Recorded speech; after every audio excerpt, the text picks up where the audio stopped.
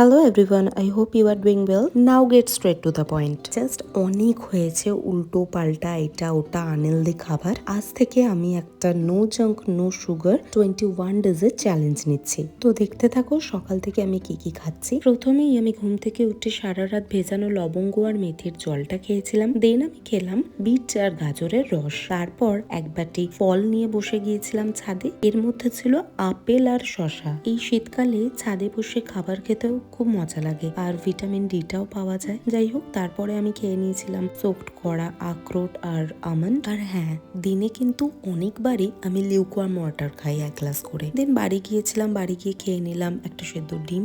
তারপর মেপে খেলাম ভাত। ভাতের সাথে ছিল পার্শে মাছ, লইট্টা মাছ আর পালং শাক।